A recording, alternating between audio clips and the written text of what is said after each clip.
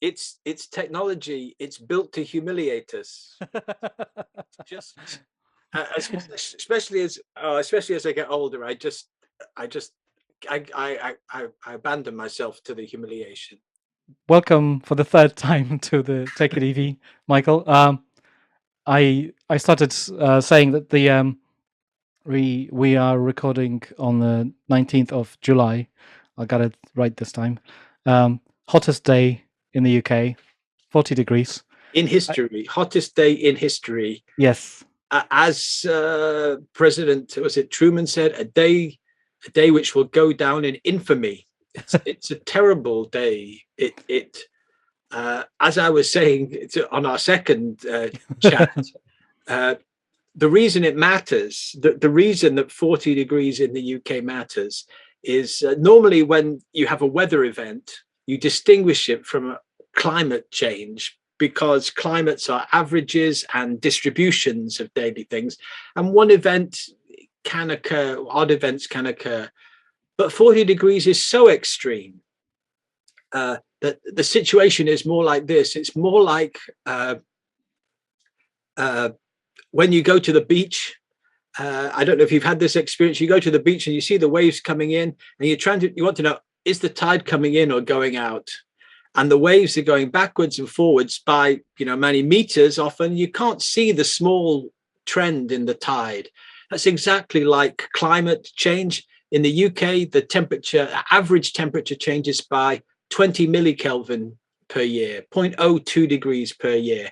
And nobody is personally aware of that because the temperature varies by 10 or 15 or 20 degrees every day, 10 or 20 degrees through the seasons. You're just not aware of that.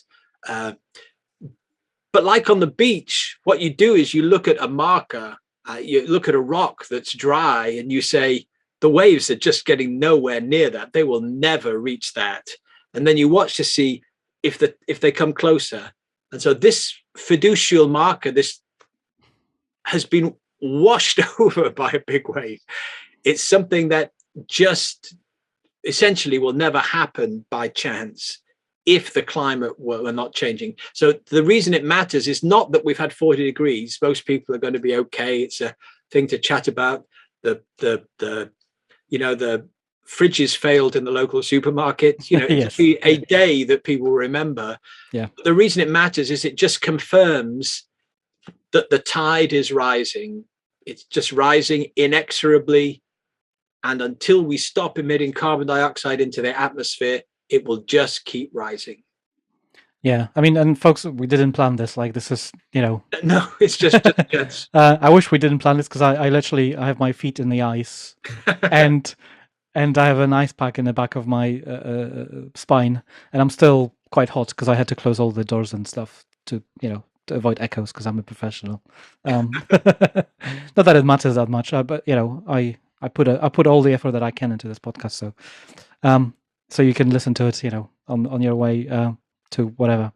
One of the reasons I wanted to bring you in is because you're a real life scientist. You actually know this stuff.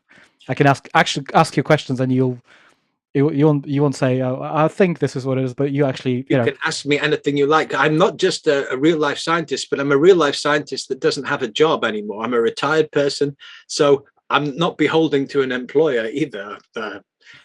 If I worked when I worked at the National Physical Laboratory, I would have to think, what would my manager say if they heard me say that? I don't have to think that anymore. That's good because I had a few episodes of this podcast that I recorded, and then they weren't approved by the corporate overlords of whoever the person worked for. So I actually couldn't release it anymore, and it's a bit embarrassing when you spend an hour or two with somebody talking about something fascinating, and then you find out that they said too much, and you can't release it. Very frustrating. It is very frustrating. But so welcome to the podcast. So you've already told us who you are, because I like the guests to introduce themselves, because I always, I can only say so much, and people can introduce themselves way better than I can. Would you like me to give a précis of my life so far? Yeah. So I'm 62 years old. I'm a married person. I live in Teddington, UK. I have 2 adult boys now. my career goes into two parts.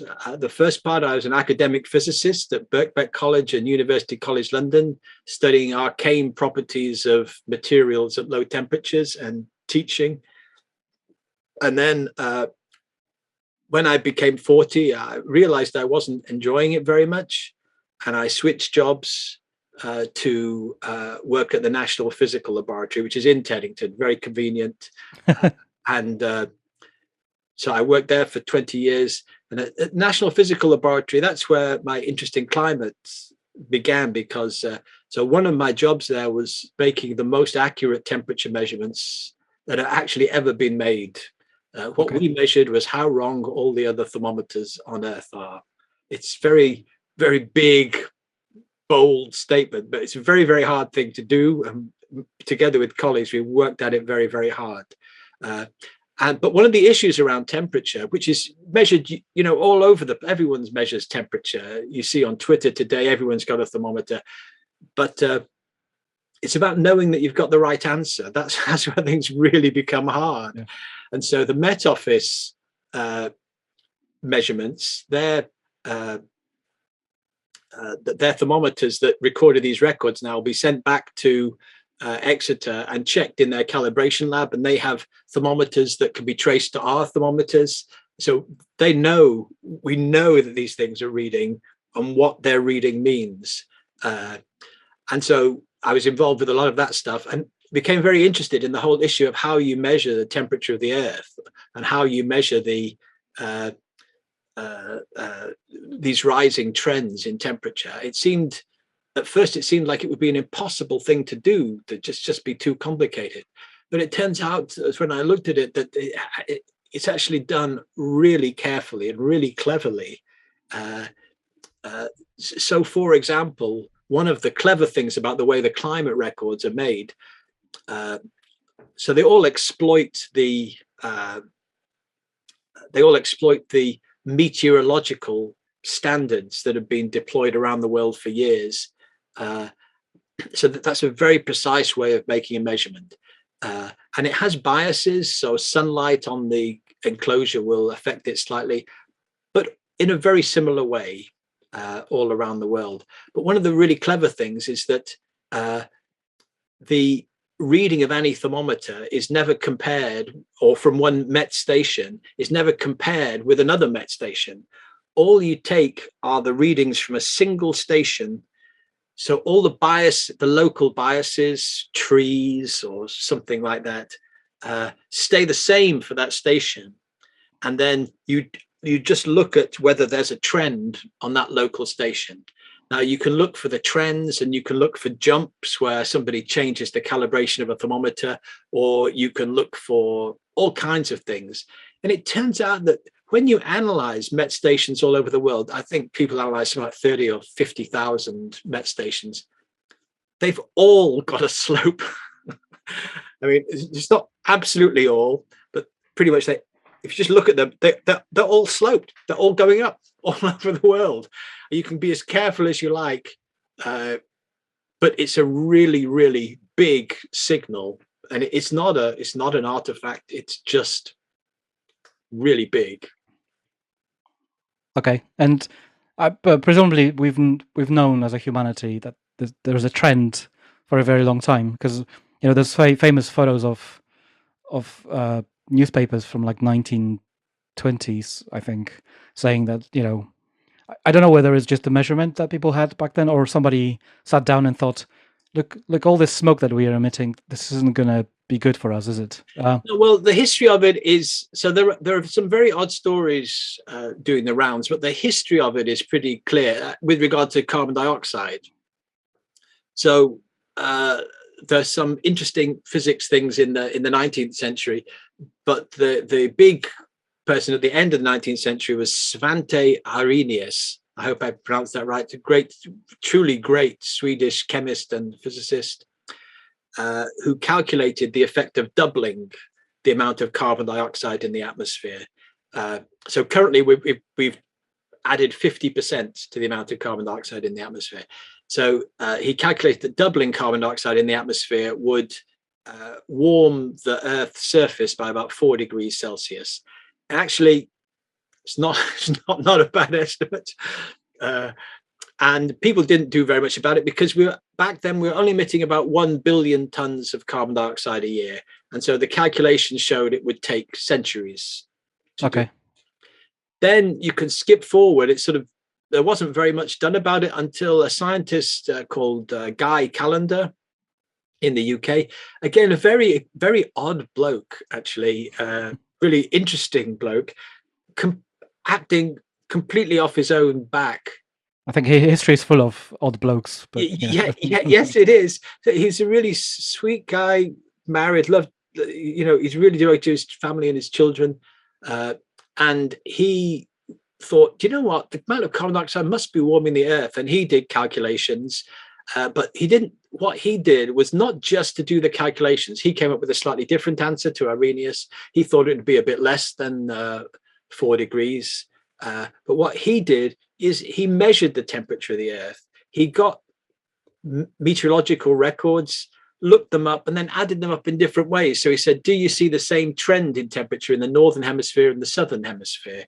If you look at cities rather than isolated places, do you see the trend? And again, he spotted the trend, which you can see on the maps. So this was 1937.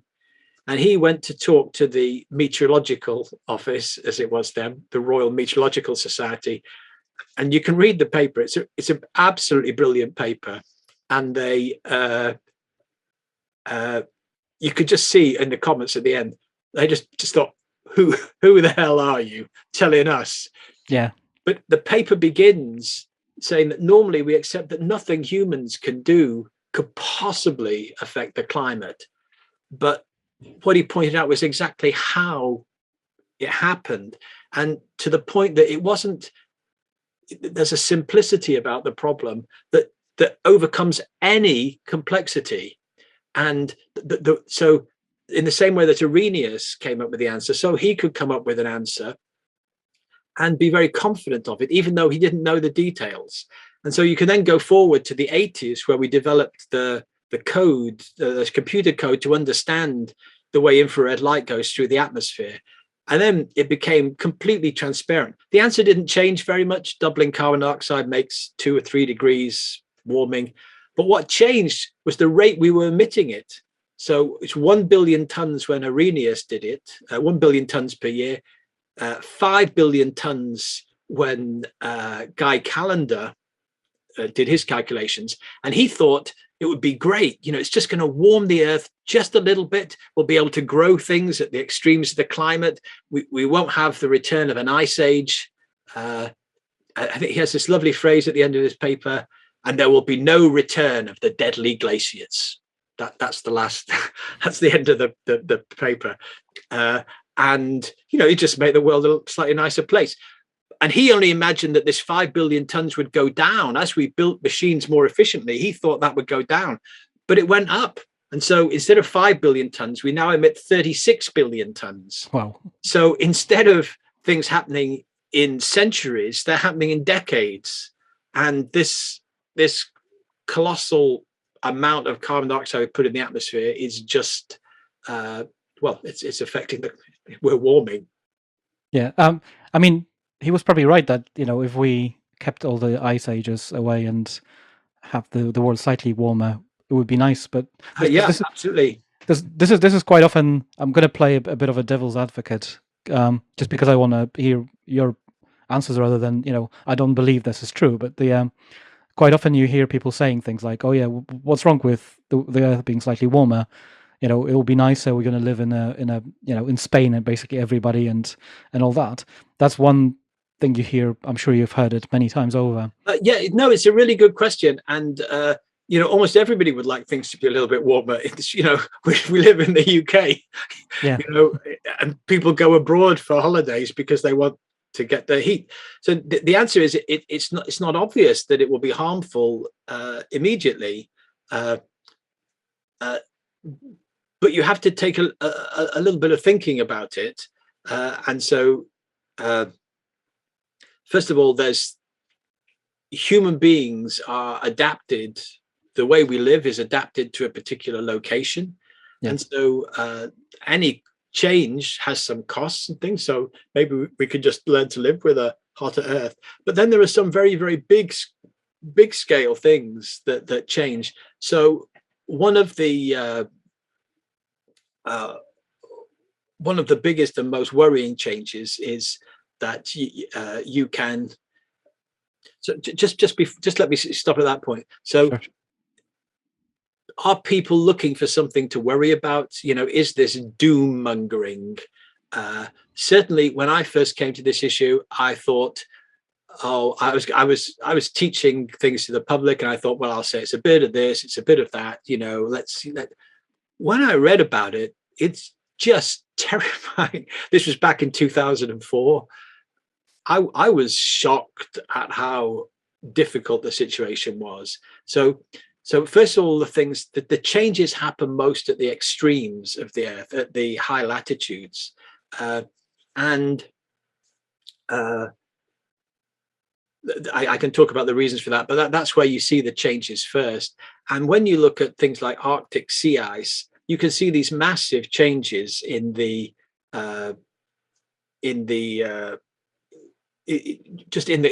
climate in the north. It's the sea ice is retreating, and so every year the ice in the polar ocean, the Arctic Ocean, is getting thinner. So it's only barely more than 1 year thick every time. It used to be many years thick, but now it's very, very thin. And very soon the North Pole in the summer, it'll be one summer soon. It'll be in our lifetimes. It will be the North Pole. It'll be blue.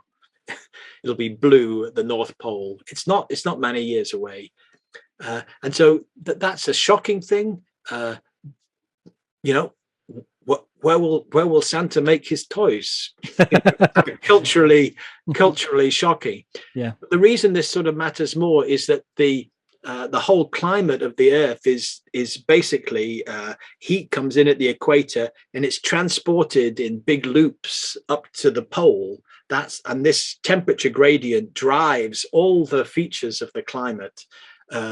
And if you stop this bit from being cold, then the way heat moves through the atmosphere can just move around in other ways. Yeah. So that means that the whole climates can shift around in ways that might be very inconvenient. If you built the big, vast areas for farming and it becomes 10% drier, it can become impossible to do farming there. If you're relying on snow, so in the Western US now, they rely on water from the Colorado River and all the basins there, which is snow melt from the Rocky Mountains there.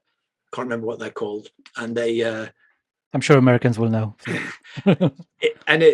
It's slowly disappearing. It looks like it's more than any sort of small fluctuation, and without these basic things, we're used to turning the tap on, or we're used to water being cheap.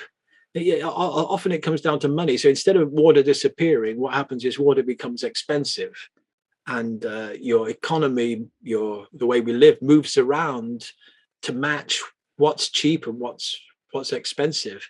So things that in California, sunshine is cheap, but water is going to get expensive.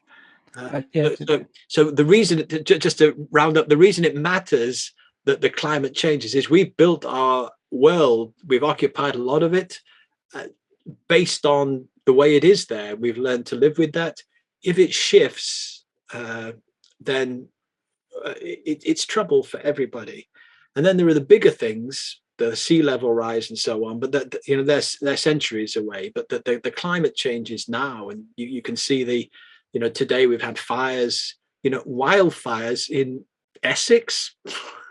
And in Kent as well, in New Dartford. I mean, yeah, I hear a lot from people who do repeat, some theories, some answers to the, why the climate changes. Some of the alternative quote unquote stories, and it annoys me as an engineer that I can't give them the proper response, because I hate to say things that I don't understand myself, if that makes sense, or at least that I didn't hear it from the source. Yeah. So that I trust. The reason I feel very confident in talking about it is, well, one, there's the experimental measurements. The Earth is warming up. That's just a fact. Just and you could, these databases are all available. Anyone who cares can go out and take a look at them. So there's the famous case of the Barclay Earth measurement of Earth temperature. Are you familiar with that? No. So Sorry. there were several laboratories that looked at the data and processed it in their own way. So one at the University of East Anglia, the Met Office do it. NASA have two different outfits that have worked on this. And they've all come up with estimates of the way the Earth's temperature has changed. But a lot of skeptics said, no, you're just doing it wrong. And if you remember ClimateGate, where they were hacked, and they were found an email that said, I've got a trick that does something. And this word trick was sort of, it's just a technical way of processing data. But so that was all taken out of context. So this outfit was set up, funded by money from I think they're called the Koch brothers, KOCH. Yeah, there's just one of them left now. The other one died. And they were set up to basically just, do it right. And they got a physics professor, Richard Muller, who was utterly contemptuous of previous efforts. He said, no, they've done it wrong. They haven't got anything right. I'm going to do it my way. And they had a completely innovative approach. And they came up with exactly the same answer. And wow. So it's this kind of thing that it doesn't matter how you go about it. It's a really strong signal. So the experimental signal is just rock solid. So the Earth is warming. Then when you come to the explanation of it, there are a couple of things. First of all, the explanation is really, really simple. And so Arrhenius could appreciate it in 1896, 1897, and do a calculation, done in his lab book. No calculators, anything like that. You can do that kind of calculation. Typically, it's in the first paragraph of a climate book. The first chapter of a book on climate. It's very, very simple, and it makes a prediction for how the temperature will change, and then you can do the calculations that the Met Office do, or the Hadley Center, are literally the most complex calculations that humans do. They divide the Earth into a number of cells, sort of going below the Earth, and the way moisture goes through the different layers of the Earth, the critical surface layer where we live, then the layers of the atmosphere, and then the ocean. And anyway, these things and the way energy and moisture go between them, they're incredibly complicated, and people are studying them, and they're done in an open source sort of way, so everyone checks out what everyone else is doing. And these gigantically complex programs basically come up with the same number that Arrhenius came up with. So basically they're trying to think of a million possible things that could affect the answer. They're putting them all in, factoring them, and it basically makes no difference.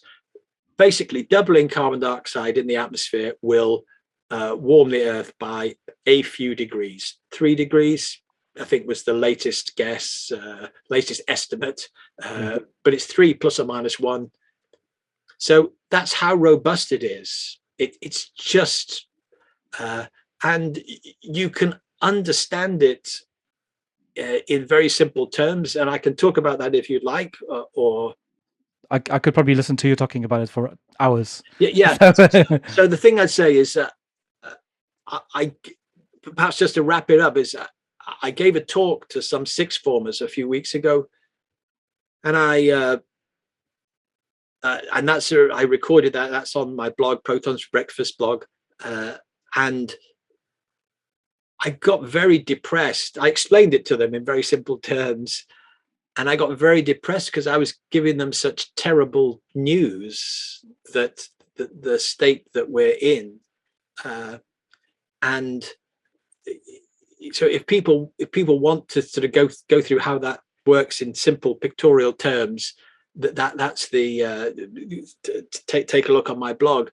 But the gist of it is that we are warming the planet There's absolutely no doubt about it. And one thing which is not fully appreciated is if we suppose that God, in his infinite wisdom, lay his hand down on the forehead of whichever person gets the conservative leadership and gave them the wisdom to, I see, and we miraculously stop emitting carbon dioxide as a species overnight, the Earth won't get colder.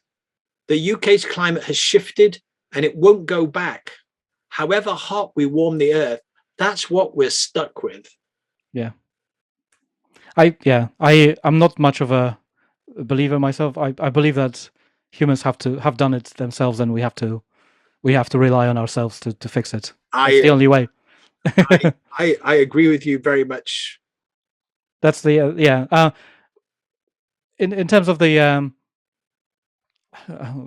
I mean, do we have so as an engineer again, if somebody gave me data saying the temperatures are rising, and somebody supposed that okay, it's because of the carbon dioxide, the next question I would ask as an engineer again would be, do we have the data for measurement of the carbon dioxide in the atmosphere over the years as well, to kind of to see whether the trend actually tracks? Does that make sense? That's one of the questions I often get. Do we have that? We absolutely do have that. So when Arrhenius made his prediction back in 1897, we had only the sketchiest measurements of carbon dioxide. And when Guy Callendar made his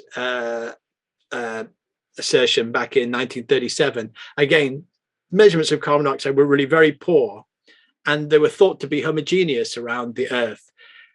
So the measurements came in the year of my birth, 1959.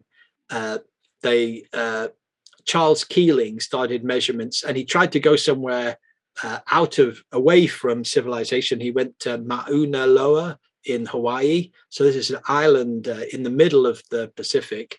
And he started measuring carbon dioxide way more precisely than anybody else had ever measured it. And he started this series, which is still going.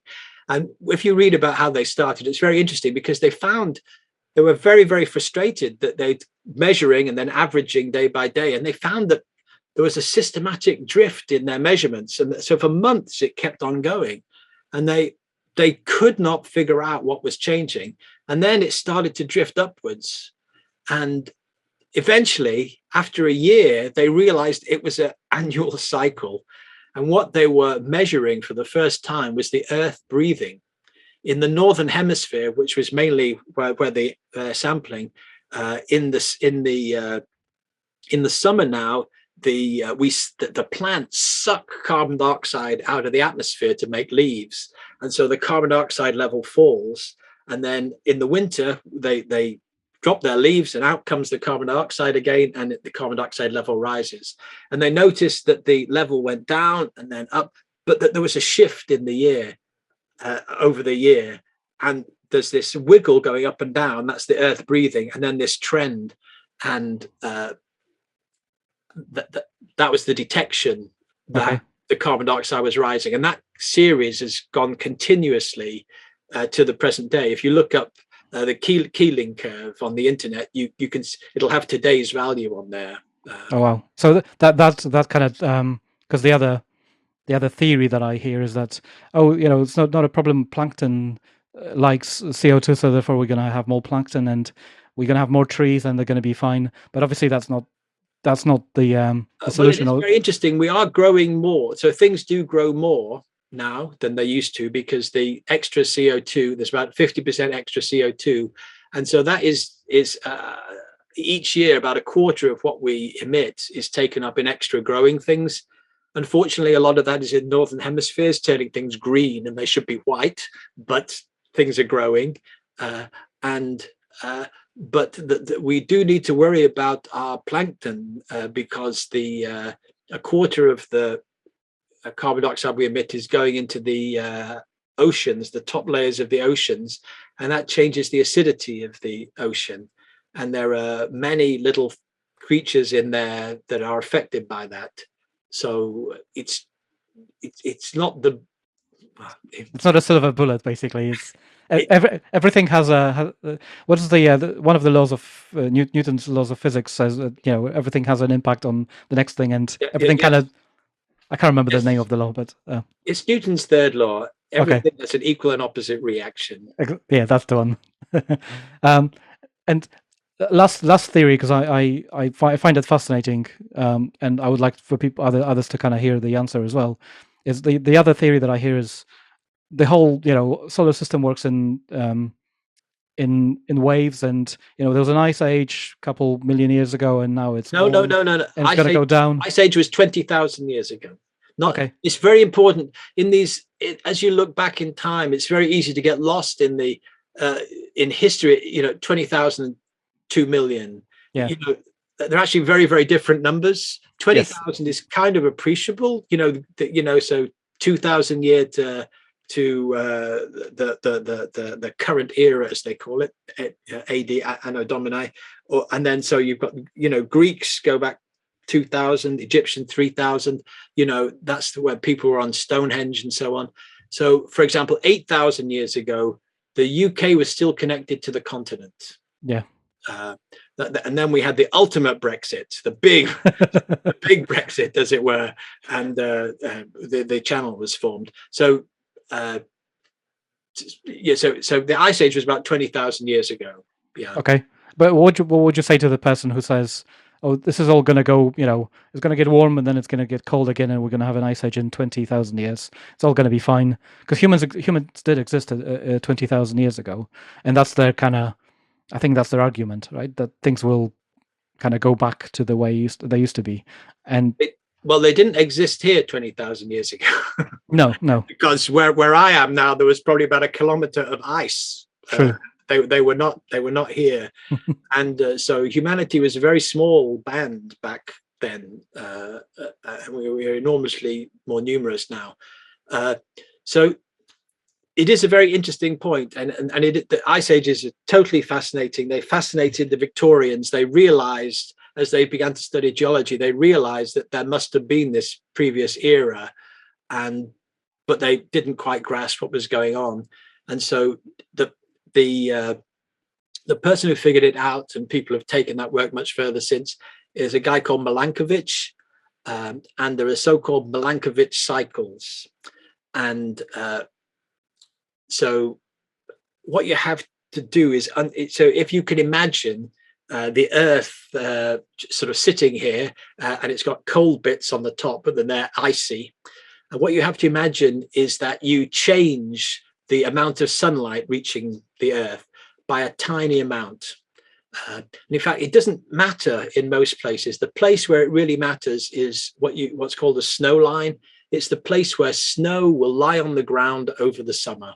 Okay. So if you come down from the north, there'll be some latitude that snow will persist.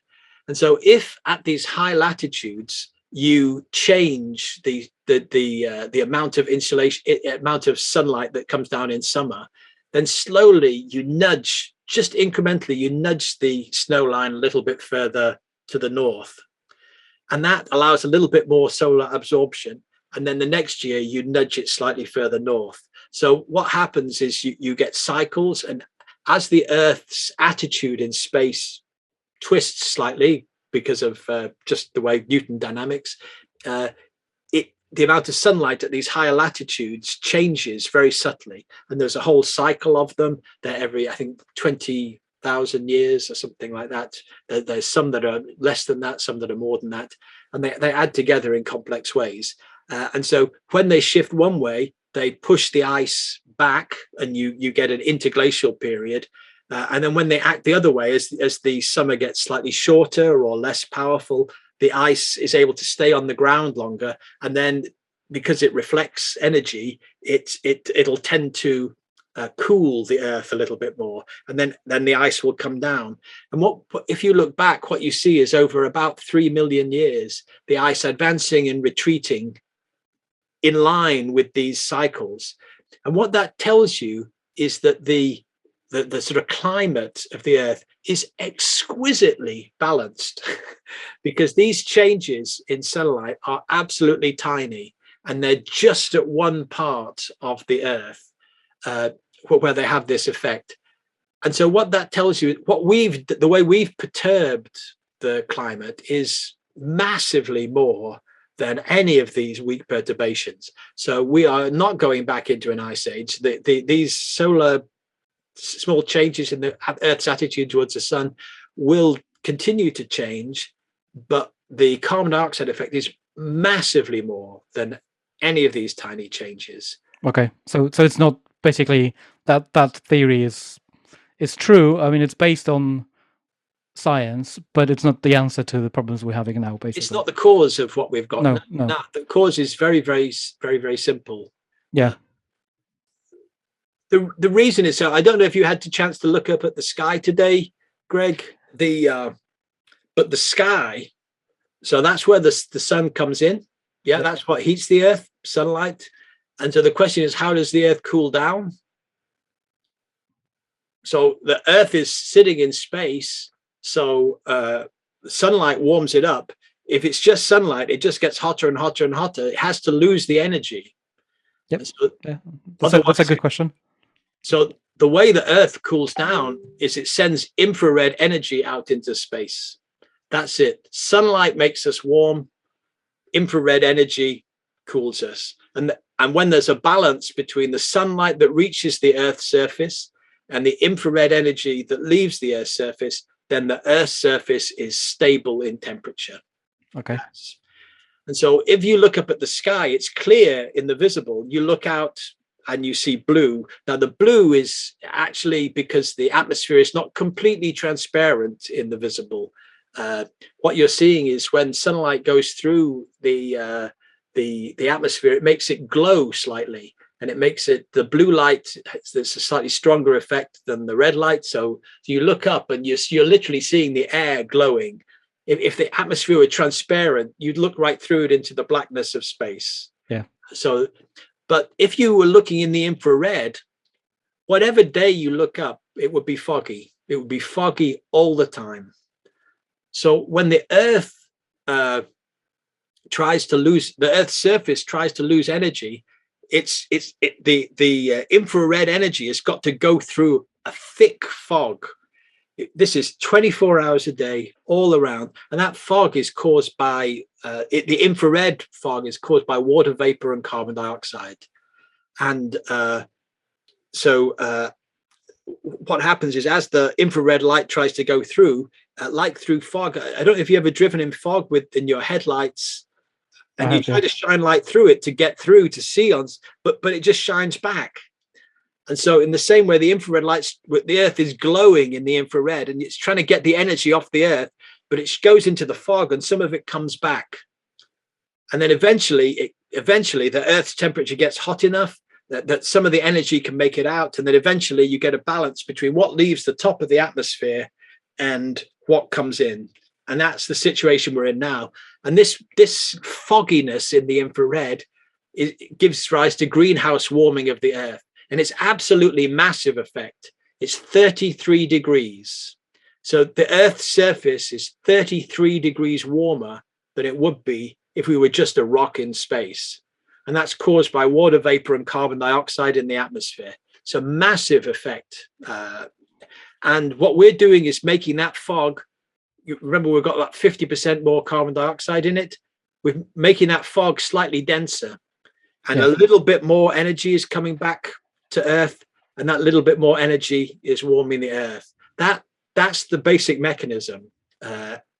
So, and you can put numbers on it. Basically, we're about 1% more energy is coming down to Earth to warm the Earth that was trying to radiate out into space, and that's what's causing the warming. It's called the climate forcing, and it's a very small amount in absolute terms. It's about 1 watt per square meter on Earth. It's like someone left a fairy light on over every square meter of Earth, and you might think, how could that ever warm the climate? But if you leave it on day and night, that will and that's roughly the power. Yeah, I think our human bodies emit about 40 watts, so it's like having a human every however many square meters. A few square meters, yeah. Yeah. I mean, that is fascinating. But we know that climate. So we've established that climate change is real. We know what it's going. We can predict if we don't change anything, what the differences are going to make. What can we do first as humans? Because just to establish back to the so this podcast is supposed to be about sustainable transportation. That was my initial setup, but as I kind of started diving into this world myself, I realized that loads of people, at least from my my journey, get into like electric cars or electrification in general. Essentially, stop burning stuff is the sort of the top level. But when it comes to transportation, but once you have an electric car or electric bike or whatever, you realize that there's more you can do. Like all of a sudden, that noise and that the emissions and all that actually start to annoy you instead of being a good thing for most people, and they start looking at other aspects of their lives and look at their house and how they can improve things. Get solar panels just to get electricity to power their vehicle usually.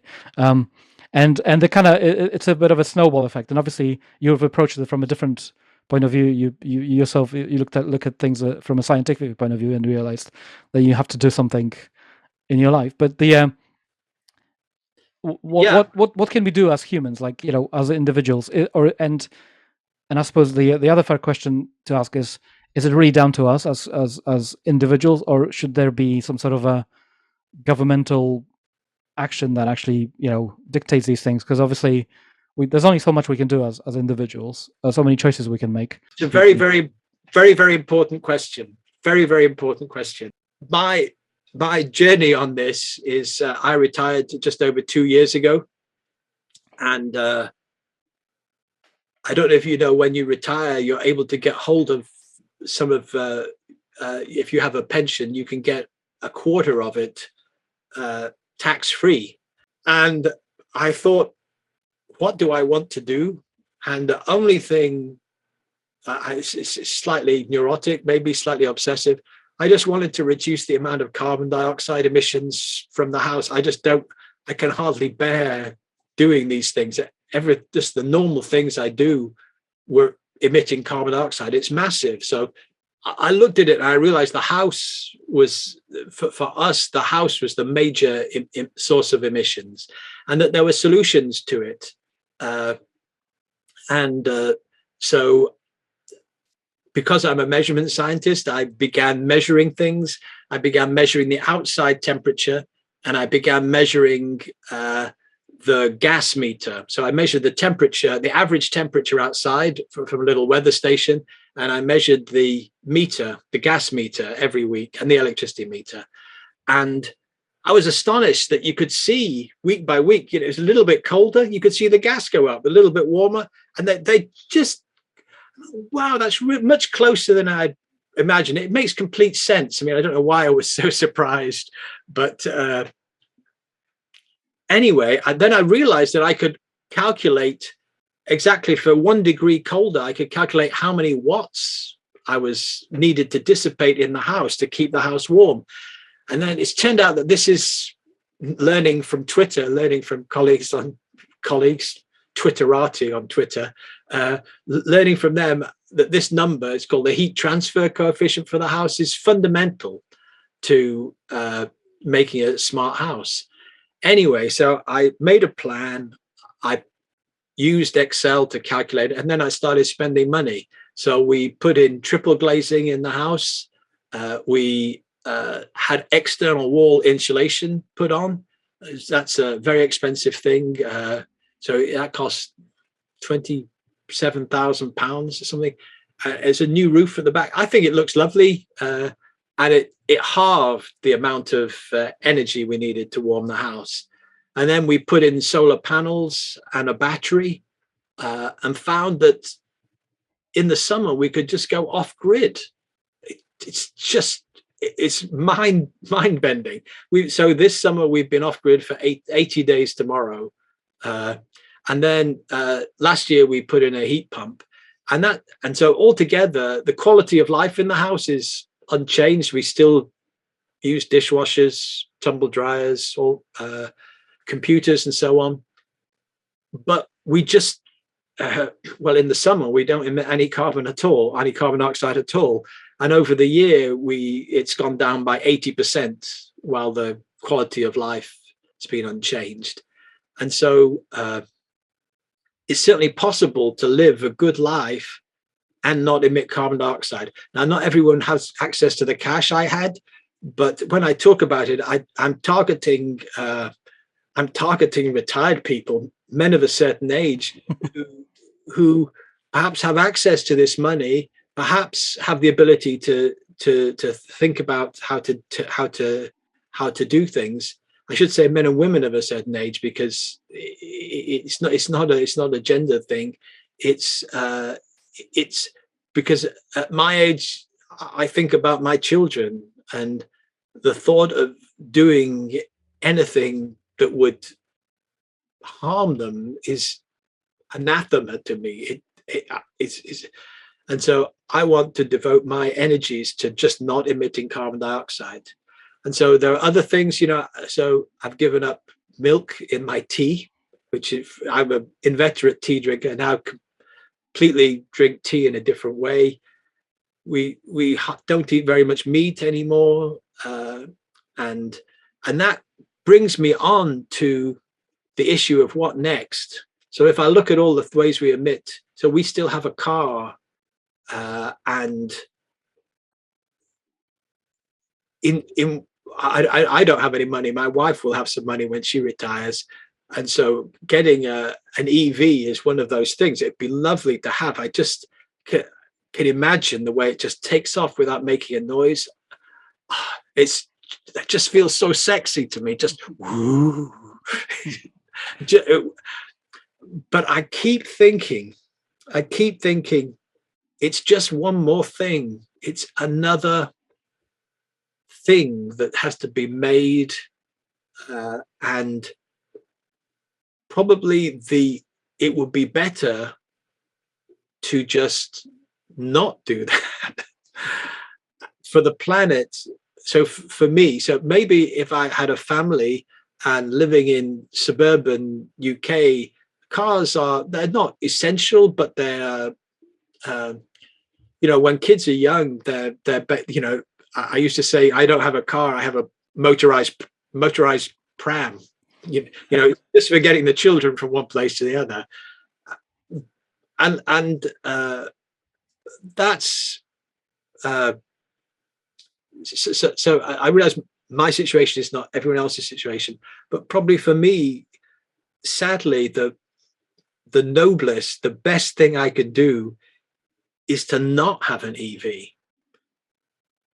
I don't know if my wife will agree with that, but it's just to drive less, use public transport. Very, very boring. I mean, there's nothing wrong with that. I think we as a culture are way too dependent on cars, and this is I don't think the cars are the biggest emitters of CO2, but the fact that everyone has to have one, yes, seems to be if you talk to many people, they can't get a job that they need to sustain themselves because they need a car. I mean, I didn't get I grew up in a city with a very good public transportation, and I didn't get a driver's license until I was 27. just because my girlfriend actually lived outside of the city, and in order to, I mean, she basically looked at me down if I didn't have a driver's license. Yeah, obviously, everyone understands that. So that I was shamed into getting driver's license, and besides, I had a very good job at the time that actually paid like way too well for my skills. And my girlfriend, the other girlfriend that I had before, the one that shamed me, was saying to me, you need to actually put that money somewhere into something. And one of the things was like, get a car. It's like it was a thing, in early 2000s that when I was 20 something years old, approaching 30, it seemed shocking that I don't have a driver's license. Yeah. To people. My children don't have a driving license. They don't seem bothered. It seems to be a trend these days, and I I applaud that. But we still need vehicles, and we need transportation. And yes, so I'm a big fan of EVs. I love it that EVs are taking over, and on YouTube and Twitter I follow people who talk about EVs, and I love the fact that it's totally astonishing. I mean, it's Elon Musk and Tesla have basically changed history. I think you're an EV specialist, so I think it's true that without Tesla, none of this EV stuff would be happening. I think he certainly accelerated it massively. Yeah. He basically shamed a lot of OEMs. And he took the power away from these big car companies by just getting on and doing it, building a car. And his obsession that EVs didn't just have to be good enough, he had to show that they were better. Yeah. And the engineering is fantastic. And so we do need transport, and it's fantastic. They're going to, already around here, lots of delivery vehicles, EVs now, and the local buses are EVs. It's fantastic. It's just much more pleasant. And then eventually delivery vehicles that, Amazon use and Boots use and Tesco use, they'll all be electric, and the world will just be a better place for that. Indeed, it's quite funny. Where I live on top of a hill in Tunbridge, which is a town in Kent, and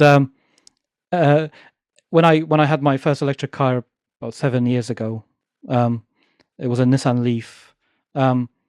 Everyone was laughing that it's so small, and I mean it's not that small when you see it in person, but when you see it in picture, you think it's not, it's small. And people were saying, "Oh, it's a milk float," and ha ha ha, and all the all the usual kind of jokes. But we moved here, and our bedroom windows are to the street side. I mean, it's a quiet street. It's not a through street. It's it's not a cul-de-sac, but it's there is no through traffic basically. But the new people who moved across the road get their milk delivered every night, and I got woken up very often at like 2-3 o'clock at night. And once I got the cameras installed, I actually realized that it's because a milk delivery driver drives a diesel van and makes a racket because it's a hill going up and down this hill. So it's funny how the roles have reversed. The milk the milk float is the loud vehicle, and I drive an EV. I mean, to be fair, now that the fuel prices went up, I've actually seen him for the last 2 weeks driving an electric one. Oh, fantastic! Fantastic. It's interesting. Anyway, back to EVs. Yes. And the thing about it is, you were asking about personal responsibility versus governmental responsibility. And so I'm a person, and I feel obligated to do what I can personally. And so that's why I have done all the things, because the things that are in my control, I want to do them. And also by writing about them on the blog, I want to show people that it's possible, and what things make a difference, what my experience was. And so talking about it, so I've talked about it to local groups, and if I affect one other person, then maybe I can double the effect that I have, or maybe even triple. And so one person has already told me the talk I gave changed their lives. They said they saw how to do it now just by seeing what the steps were, that it's not magic. There's a lot of fear associated with it. So there's a lot of, I think on the internet, they call it FUD, fear, uncertainty, and doubt. Yes. There's spread around, for example, heat pumps, and also spread around, so solar panels and batteries and EVs. So lots of stories today about the way temperature affects EVs and, battery life and so on. And so I just wanted to sort of show what the experience was, good and bad, and show that you could just live a life which is just not particularly different from any normal life, but it just doesn't emit carbon dioxide. We have all the tools at hand to do it. We just need a plan, and it needs to be a governmental plan. It needs to help, but it's a matter of equity. We need to help all people live in houses that don't need so much heating. It's bonkers that we don't insulate our houses properly. Absolutely bonkers. And it doesn't need, it just needs to be consistent but it must be a government plan, and things like public transport. So I live in Teddington, which is part of the Transport for London. And here we plan our buses. All the bus routes are planned. But in other parts of the country, in Manchester, where I've been, in Leicester, people compete on the same bus route. They have two buses that run the same route. And of course, one tries to skip in front of the other to pick up the passengers at the stop. And then you can't share the tickets between them. And one bus will operate, and we're operated by one company in South Manchester. You go to North Manchester, you can't use your ticket. It's insane. It is insane. Absolutely insane. And it needs planning, it needs coherence, it needs to be collective. And so that's part of why I talk to people about it, is because it needs to be understood by everybody that this involves us all and the way we live. And it's not a particular person's fault. So one of the things I tried to write about some time back was it was particularly clear in the pandemic, in the first few months of that, when the poorest paid workers in the country, the health workers, were going to work on that. They were supposed to have the buses to themselves. And it's clear that you shouldn't put that carbon that's emitted by taking that bus journey on the people who are going to the hospital to look after critically ill people. The carbon belonged to us all. It shouldn't belong to the bus company, because the bus company is doing things for us. Lots of things that go on, the street lights, people delivering stuff, it's, you could assign the carbon emissions associated with to one thing, but it doesn't really, it's the way we live. It's a collective decision about how we've made to live our lives. And to change, what we need is proper leadership and explanations and understanding from government to just commit to doing it differently. It doesn't require any magic. All the technology steps all exist, and we can shift. So the UK could cut carbon by 80 to 90% from what we've got now, and no one would be living worse off. The last bit, I don't know how people are going to do it, but let's worry about that in 2045. Let's worry about the stuff we can do now, and let's do it now. But that does require collective action. But the more individuals who are doing it and showing it can be done, the more people see it. So this house, a house is designed, I didn't want it to look weird, so it's made to look normal. And then I realized people were going past without realizing how amazing it was.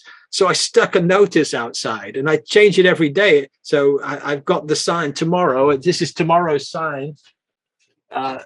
Here it is. It says, this house looks ordinary, but it is exceptional.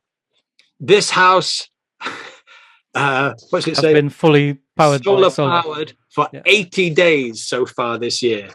And then it's got a little QR code. You can look up the web thing. But the point is, so people see that, and I've had feedback round multiple loops of people who tell me they've seen it. They know there's this weird bloke who stuck this thing outside his house, and people stop and look at it, and you can see it's piquing people's thoughts, and they're seeing it as a house. It looks ordinary. It's not weird, but here's a guy who's just not paying for electricity for a quarter of the year. That's not bad. I mean, we're getting extension builds at the end of next month, and one of the things that I said to my wife, I I always like to have a list of things that are non-negotiable in any relationship. This is like, you can have whatever you want on your side, but this is what I want. And I said I need to have a heat pump in this house. Like, Oh yeah, we're getting rid of gas basically, like altogether. We've had solar now. fantastic. Well, when we bought this house in 2017, I said to my wife, then non-negotiable thing, solar on the roof. Yeah, We just have to have it. So we paid that off, and obviously, it was a massive investment at the time. It was installed by the same company that installed yours, which the little green energy company. They're called. yeah, But I couldn't afford a battery at the time. It was yeah, like £10,000. I was like, yeah. this is Exactly. already convincing my wife to get solar panels was like, the I think it was like £7,500 or something. That was a massive achievement. I mean, she wasn't my wife at the time, which was that's another story. Like the fact that she still married me eventually. Like, but where I'm going with this is we're getting the heat pump, we getting rid of gas basically, we're getting induction hobs and all that. And Fantastic. what I'm trying to say is, have to persuade my wife to get rid of the gas. I think induction hob. Well, I've only used induction hob for a week now, but I think it's something different. It's a magical thing where what my wife likes is the fact that when you turn it off, the heat loss is almost instantaneous. Yes. So it doesn't linger on. There isn't like and what I like about it is you walk into the kitchen and I can smell the noxious gases from the gas. Yeah. So the gas is putting out all kinds of horrible things. It puts NOx. So that the NOx, the level in a kitchen, if you've been cooking for half an hour, will exceed anything you get in central London. So anything at all. So if anybody in your family has asthma or anything like that, just get rid of gas. It's just step one. Yes. Yeah. So I'm hoping to either expand the solar on the roof or get a battery or maybe both. But what I'm trying to say is whenever people make changes like this, like do an extension or do some building work, and they have a lump sum quite often on a mortgage, or addition to the mortgage, just get a few grand more and put a solar on your roof, or make a small change. Because the excuse that I quite often hear, sorry, is I can't afford all of this. This is too much money. And what I often say to people, or what is the return on investment, is the other question. And what I often say to people, and this was my response. Somebody else told me that, and I thought this is brilliant. Which is, when you're doing up your kitchen or your drive, what is the return on investment on that? Yeah, absolutely. Or on a car or on a big TV. Yeah, your life just gets better. You're upgrading your life style. Yeah. And it's the same thing. And certainly, I have to say, having a solar and a battery is transforming. So, with the old electricity prices, the amount we paid went from about 1,600 a year to about 600, and the bills are just they're nothing now. Our most expensive bill last year, the electricity bill. So the gas is trivial. It's 1 unit a day for cooking. The most expensive month over the winter, though that's heating with a heat pump now, so it's all electrical, was £50 plus standing charge. £50 on the most expensive month. I mean, yeah. What else can I say? But it is often something that I hear. The other excuse is like, what difference does that make if I make a change? Everybody else seems to be going about their lives the same way. And I think it's a fair thing, but there's only so much we can do ourselves, right?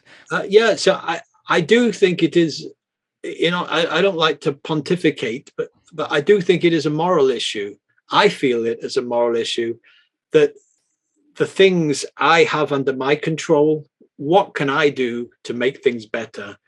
And so, again, when I talk about it give talks and things, one of the things I'm very keen, a lot of people are not very well off. So in Teddington, a lot of people are very well off. They live in Teddington. But also a lot of people in Teddington are not very well off.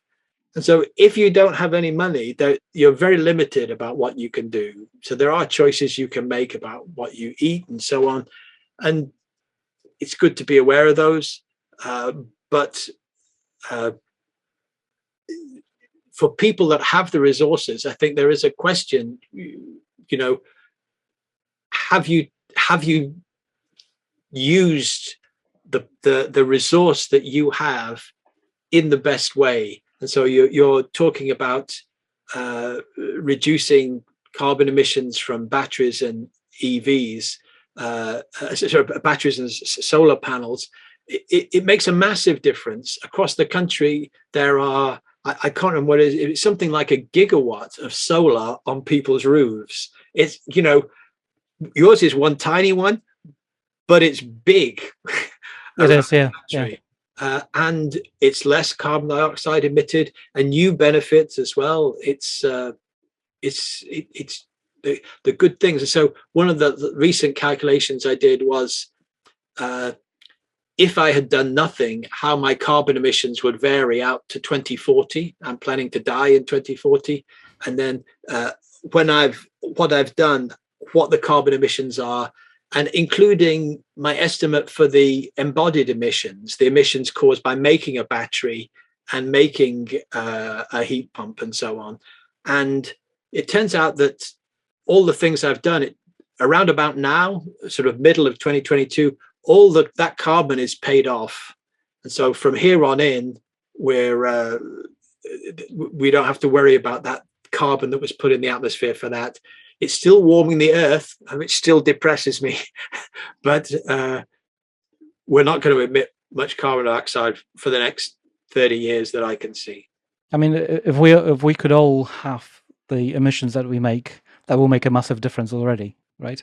Yeah. And some people's difference is going to be less than a half, others are going to be more. Yeah. But on average, if we could just do half, I think that's that's the way to look at it, because we can't persuade everybody. I wish I could be able to persuade. I mean, one of the reasons I do this podcast is, I don't have a huge audience, but I think I have loyal audience who seem to be very into it and share this around and are excited about new episodes. And I think I'm making a difference by doing this. At least I hope I do. Absolutely. One of the most important things, I chatted with someone about it the other day, and he said the most important thing is talk about it. It's very embarrassing to say to people who are just about to go off on a long distance flight, to say, well, I'm not flying anymore because I can't bear the thought of those carbon dioxide emissions. They feel that you're trying to shame them or something. And so the polite thing is, as it were, you just don't mention it. And often, sometimes I don't. But sometimes I do, because it is important to mention that putting tons of carbon dioxide into the air, given what we know, it's not a great thing to be doing. Not a great thing to be doing. I mean, yeah, as somebody once said, be the change that you want to be in the world. Exactly so. But since you're a physicist, hydrogen is like a wrecking ball that keeps on returning in the EV conversations. And the amount of people that I hear from who say this is like the silver bullet and it will fix everything, and there's only water being emitted when you burn. I mean, technically you're burning hydrogen. Is that true? What is your view as a physicist on the subject? Well, hydrogen technology is going to be necessary to decarbonize some industries. That's for sure. So the way you make the hydrogen. So I'm not interested in any technology that is not anything other than green hydrogen. Blue hydrogen, gray hydrogen, is appalling. It's truly appalling. And the reason it's appalling is not because of any particular step in the process. It's because if it's made from methane, you will leak methane into the atmosphere. So in terms of carbon emissions from a boiler, I normally accounted when we had a gas boiler. I normally said it's about 200 grams for every kilowatt hour of gas we consume. But if you leak 1% methane, it's 400. Oh wow. Tiny leaks of methane are completely destroy the greenness of gas. You might as well be burning coal. It's that bad. And methane leaks, the technology for detecting them is getting better and better. They spot them from satellites and things now. And it's all over the world. And it's a really low hanging fruit to stop warming, to really go after methane. And the idea that you're going to have an ongoing natural gas source that makes hydrogen is just it's a disaster. So let's go with green hydrogen. So you're taking renewable electricity, electrolyzing water, and you get hydrogen out. So you can do that with, I believe it's, in terms of energy usage, it's about 80 to 90% efficient. So it's not bad. Okay. So if you want to just get the energy out of that hydrogen, you can do two things. You can burn it, like you say, and then hydrogen burns with a very hot flame. It's very the molecular, very molecularly, the bonding energy between the two hydrogens is one of the strongest bonds in chemistry. And so you split it up and make H2O from the two H's. But unfortunately, there's nitrogen in the air when you burn it. So you also the air gets so hot that you also oxidize the nitrogen molecules. So when you burn hydrogen, when you actually burn it, you also emit nitrous oxide, NO, and that will turn into NOx. And that's when that lands on the mucous membranes in your nose or in your lungs, it basically turns into nitric acid, and it it's bad for you. I mean, that's what I've always been telling people, is that, we don't sadly live in a pure oxygen atmosphere. Yeah, exactly. So, and then the other way you can get energy out of it is by using a fuel cell. So fuel cells are about 50% efficient typically. So so a fuel cell is not. So when you burn things, you can get energy out using the laws of thermodynamics. So you get something very hot, and then if you want to make energy out of it, you run what's called a heat engine. So like a turbine is a type of heat engine, or an internal combustion engine is a heat engine. You're basically turning heat, making molecules that are moving around randomly. You make them move faster, and then you extract some of that crazy random motion as linear motion. But the amount you can extract is limited by the laws of thermodynamics. And the most you can ever get out is something like in a turbine, like in a jet engine. That's about 50% efficient. An internal combustion engine is about 30% efficient. That's why I hate driving my car, because I know that all the energy in the petrol, 70% of it just goes away. It's terrible. Anyway, converting hydrogen stuff, using a fuel cell, you put in hydrogen in one tube and oxygen in another, and you allow them to mix together in the presence of a membrane, and you can get an electric current out, and you can get about 50% of the energy out.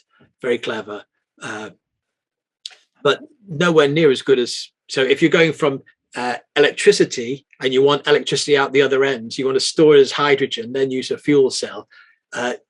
You can see you get 80% efficient conversion to hydrogen. Then you run it through a fuel cell and you throw away 50% of the efficiency, and then you run a motor and do something.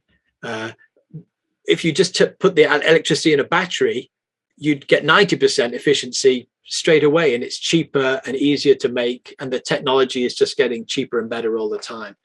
So for cars, hydrogen makes no sense. It just doesn't make any sense at all. Batteries will just take over. There's this. It can't be any other way. And then, but there are things. So taking hydrogen and using it as a source material for making fertilizers is making fertilizers a really critical thing. So I don't know if you came across this what's happening in Sri Lanka. No. So basically societal breakdown in Sri Lanka because the government couldn't afford or had an austerity plan that wouldn't buy fuel for making fertilizers. And so they told people, go or use organic fertilizer, go local. And they had massive crop failures, and people are in desperate circumstances. So making fertilizer is a really big and important thing to do. And we need to do it not starting with fossil fuels. We need to start with something renewable, and hydrogen can be the first step of that process. So hydrogen as a chemical feedstock is a really important route. And then hydrogen for some other industrial processes. So very particularly steel making. So at the minute we use coking coal to turn iron into steel. But you can do it by using there's a hydrogen method as well. And so we will need hydrogen in the economy. It's just not hydrogen boilers for homes is a ridiculous thing. It's just how do you transmit it safely, right? The hydrogen is very volatile. Yeah, so we use hydrogen. When I worked at the National Physical Laboratory, we used hydrogen in the labs. It was a nightmare to get permissions. Every connection you have to, leak check, and it's the idea that you're going to have hydrogen running through people's homes. It's just a disaster waiting to happen. Just a disaster. So burning it is in homes is bad. Hydrogen for transport is just stupid, and but it is needed for some industries. Okay, but as long as it's kind of produced by electrolysis. As long as it's green, yeah. Yeah, and presumably, because the other argument that I often hear is, the green hydrogen and all that the physics is going to get better. We're going to find better processes and this is going to be a bit more efficient. And I'm not sure physics is going to change. No. Is there some amount of engineering that we can have to increase the efficiency of hydrogen? No, electrolysis will get a little bit better, but it can't. It's 80 something percent, I think now. So it can't. It can get a little bit better, but not much better. I'm glad it isn't just me saying that. And my basic understanding of physics when it comes to hydrogen is that it goes kaboom very quickly. It's very volatile. And yes. So the way physicists say that is it has one of the worrying things about it is it forms a mixture that can burn in air at almost any mixing ratio. So if you want to burn methane, natural gas, you need very particular mixtures of air and methane to get it to burn. And if you don't have that, it won't burn. Hydrogen will burn. Give it a little bit of oxygen, it'll burn in a flame. But the flame is almost invisible. So you've got this thing that you can have tiny leaks. It can burn at any mixing ratio, but you can't see the flame.